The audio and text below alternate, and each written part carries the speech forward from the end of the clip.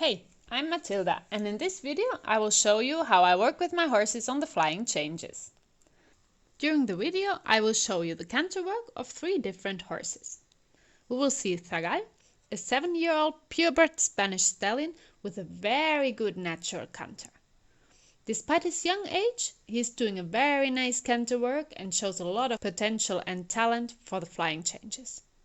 He's already doing tempis, showing at the competitions tempis every 3 and 4 strides, but we have started to train them every 2 strides, and at the end of the video you will see even some of his first one-on-one changes. Further, we will have a look at Segador. This 12-year-old brother of Zagal is one of our sales horses and also working nicely the changes up to tempis of every 2 strides, even if he doesn't have that outstanding canter quality as his brother has. Then we will also have a look at one of our younger sale horses that is just learning the flying changes. This is Juanicoco, a 6-year-old Lusitano gelding. Logically, for him, the work of the changes is still more difficult. When he's relaxed, he has a nice canter and he can do a very nice flying change. Anyway, he's just at the beginnings and shows very normal reactions of a horse that is learning the flying changes. He is actually an easy changer, so he's already doing some first tempis of every 4 and 3 strides.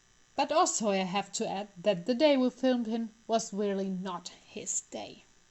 I thought that I would film him again for the video, but then I thought, actually, maybe it's not a bad idea to let you also see where are the difficulties in the work of the changes. So with him, you will see like all the kind of bad habits that the young horses have when you start with the flying changes. They have better days and worse days, and you will see one of the worst days. But I think with this, I can help you a lot further when you have some similar situation at home. At the beginning, when we introduce the flying lead changes to a horse, we're just happy when our horse changes the lead of all 4 legs in the same moment. But then we start to want a good change. And there are many things to consider. We want changes that are collected but forward.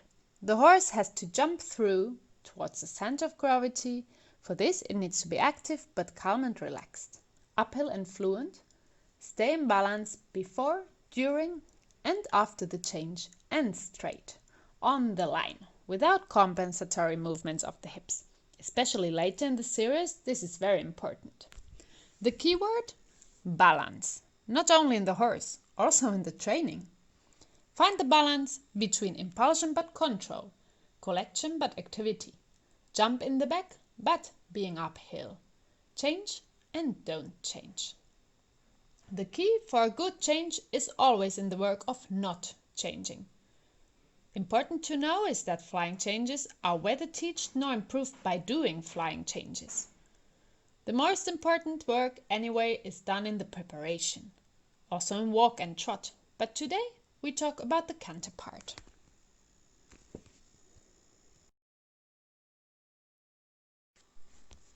It's a lot about the preparation.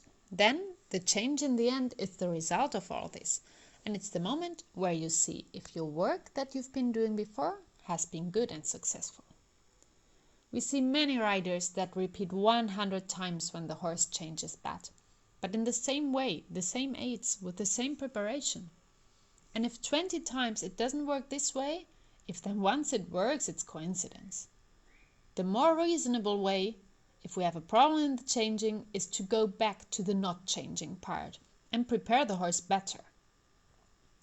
First, we need good control in exercises without changing, before starting the changes. Also with a horse that is already further trained and knows the changes. At the beginning of each training, we start with the not changing part. Also, I recommend not to change every day, especially at the beginnings, because the horses, they start to anticipate and we lose control. Before asking for the first change during the training, we have to improve the quality of the canter.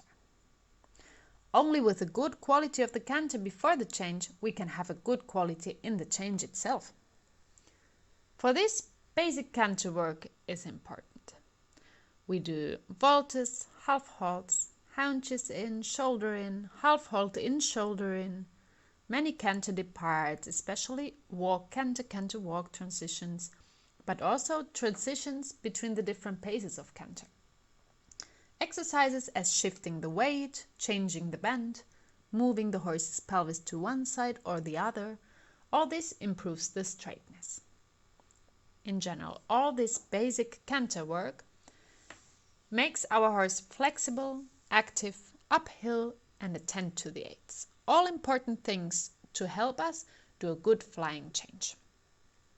If the canter quality in the strides before the change is not good enough, it is very frequent that the change in the end is of a bad quality, or even the hind legs change later or do not change at all.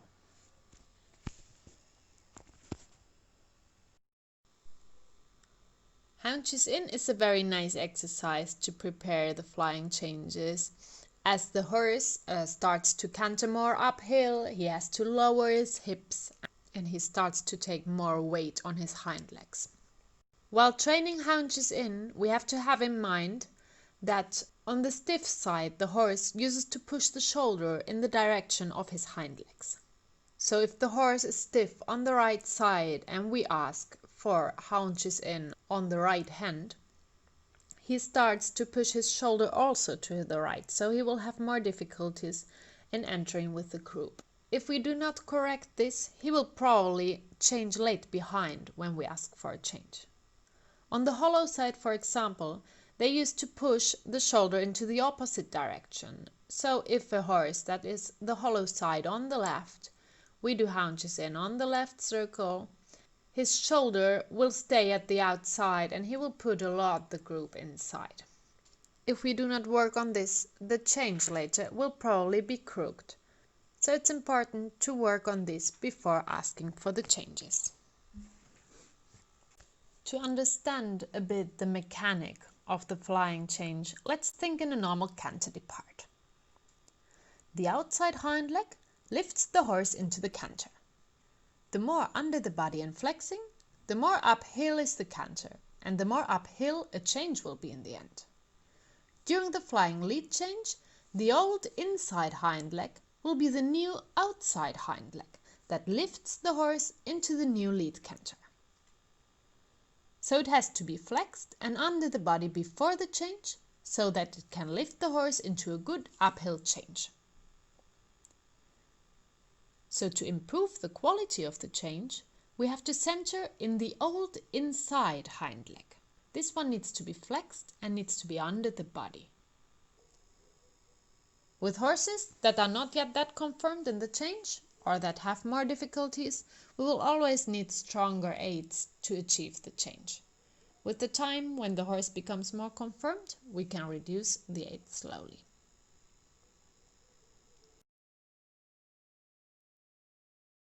Shoulder in counter canter is a very nice exercise.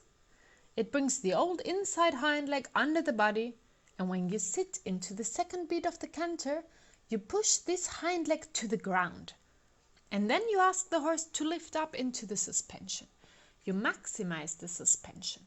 The longer the suspension time, the higher he beats from the ground, the more time he has to change, and it's easier to change. This is why not for all horses it is easy to do a flying change. For a horse with an uphill canter with a lot of jump, it's much easier as the suspension phase is much longer. With a downhill canter with a short suspension phase, it's much more difficult for the horse to change. So, the shoulder in counter canter can help us to extend the suspension. But also, as we put more weight on the old inside hind leg, we slow this one down a bit and speed up the old outside hind leg. We need this because the old outside hind leg has to be fast, as it's the one that during the change has to pass by the old inside hind. By speeding this one up and in the moment of the change relieve it a bit, we allow it to reach much more forward, more under the body and towards the center of gravity. In the end, we will have a change where the horse jumps nicely through. For this it's important also not to pull on the new inside rein. That's very important.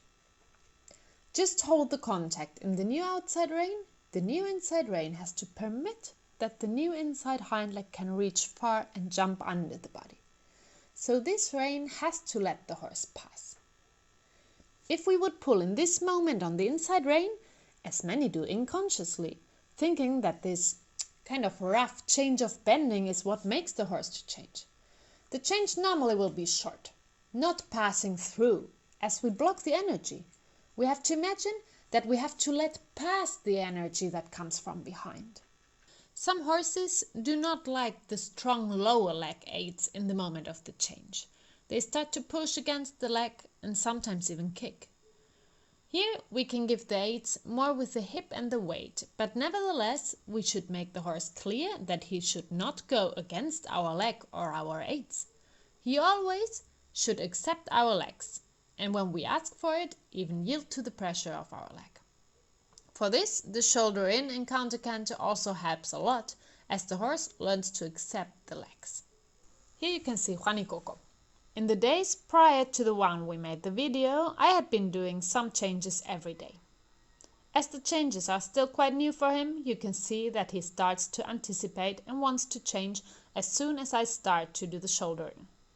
While asking him not to change, I have to use stronger my outside leg, and you can see that he starts to protest and goes against it.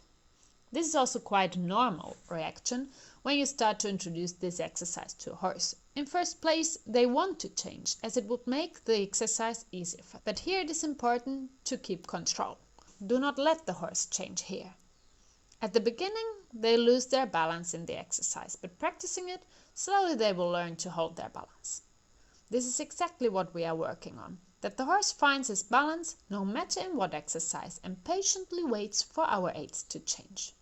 If the horse protests on the legs and wants to change, I use the shoulder in to make him accept my leg and do not ask for a change until he stops to anticipate the change and starts to listen to my aids. When you are at a point like this, that the horse starts to see changes everywhere and wants to change always, then it's better in a young horse to take some days off and do not change. Just make exercises where you work on control and do not change until you have perfectly control, and then you start again with the changes. Normally, due to the natural asymmetry in the canter, the horses are bent to the inside, but also they shorten this part that results many times in a crooked horse that is not cantering on the line. The shoulder in counter canter makes that this inner part of the horse is stretched. It gets longer, and the result after this exercise is a horse with an improved straightness. That is a very important requirement for a straight change. As always, a lot of patience. Continue the exercise without changing until your horse is perfectly listening to you and doesn't anticipate. That's very important. This is one of my favorite exercises to improve the quality as well of the canter itself as of the flying lead change.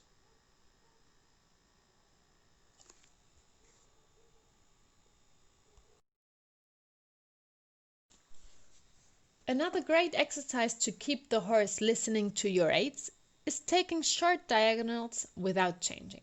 Many horses that are changed often on the diagonal line anticipate the change here. As soon as you take the diagonal line, they become nervous, some start to speed up, they want to change on their own. If you hold them, they start to canter crooked or go against your leg and so on. So here you have to have patience, especially at the beginning.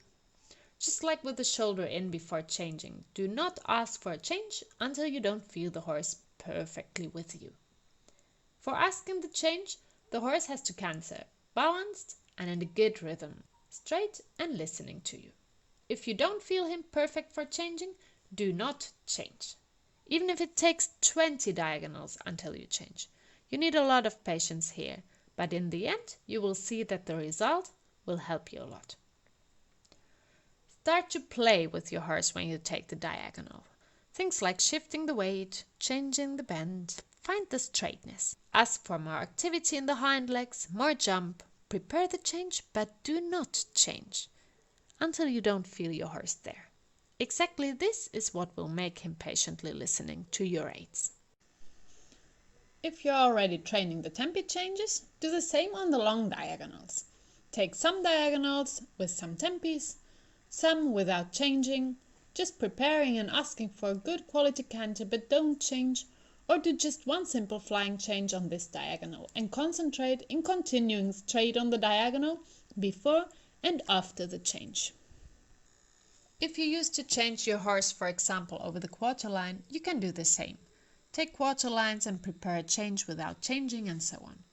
Even if the diagonals for the horses are especially tempting, as they result in a change of the hand, so for them it would be logical to also change the lead, I like doing this exercise in 2 short diagonals as we train the diagonals but end up in the lead canter.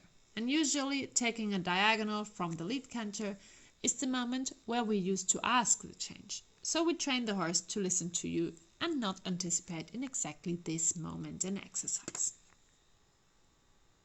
Here you can see again Juan y Coco, and you can see the normal reaction in a young horse that is learning the flying changes. He wants to change, as it would be logical for him by changing the hand. As before in the shoulder in, I do not let him change. I prepare him as if I would like to change by doing some half halts.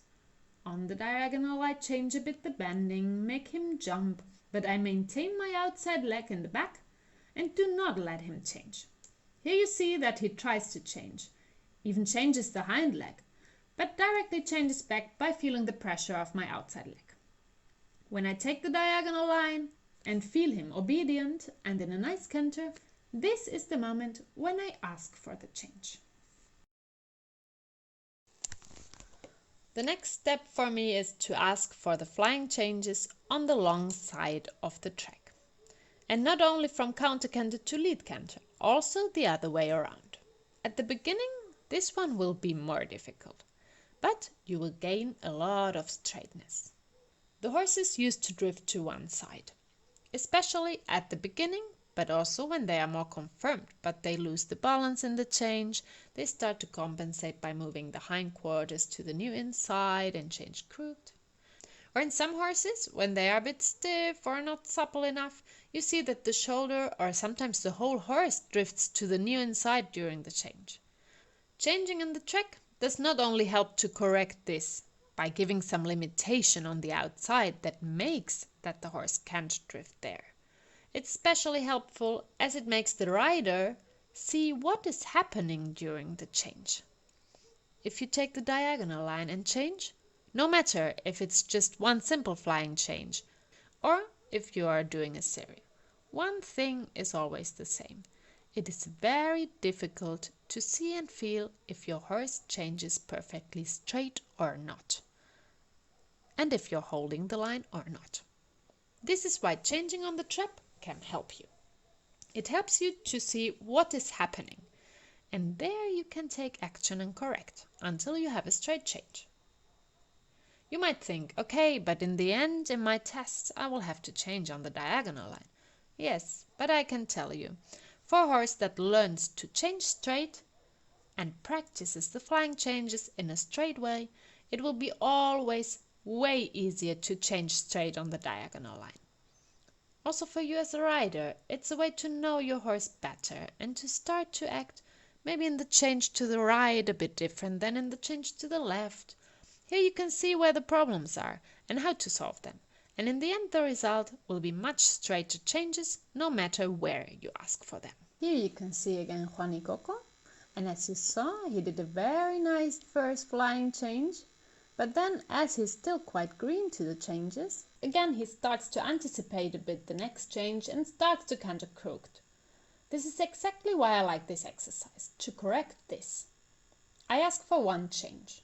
I correct the position of the horse, and when I have him again with me and straight, I ask for another change. Like this I continue, until slowly the changes will become more and more straight. You can also use this exercise to introduce slowly the tempi changes, as over the time you will need less and less time to re-establish a good canter. You can slowly start to ask for changes more frequently until you end up doing the tempis. Starting them in the track will give you the time that you need without having to think on the diagonal I have to do 2 or 3 changes, you get some pressure, the diagonal starts and ends. As the track is a never-ending loop, you continue, and without any pressure you can ask for your first tempies whenever you feel the horse ready for them. It doesn't matter if you're introducing the simple flying changes or the tempies. Whenever you're doing something new for your horse or something that for the horse is still difficult, the most important is to reward the horses a lot so that they understand that this is exactly what we wanted. If he has done a nice change, but it's nothing new for him, maybe a simple petting while you continue the work is enough. Maybe you can let him stretch down a bit in the canter before you continue. Or you use this to stretch him also in trot a bit and give him a break then, or finish the training for that day. Or if it's something new, it can be good to put him to walk immediately and reward him with a direct break. Here it's important to continue a bit in a good canter after the change, before doing the transition to walk and reward, so that the horses do not learn to stop directly after the change. Remember that the canter strides before and after the change are part of the exercise. I think one of the most difficult things of riding, but I think especially of training the flying changes, is to find the balance between trying to improve and advance by asking for a bit more and the perfect moment to stop and continue another day. But this is the life of a rider. The secret is always in finding the perfect balance of everything, of affection and obedience, pressure and relaxation, naturalness and care, pushing forward and leaving it be. At least in the flying changes, a good preparation will be half the battle. I hope that in this video you could find some helpful ideas for your training and wish you good luck with finding always the perfect balance.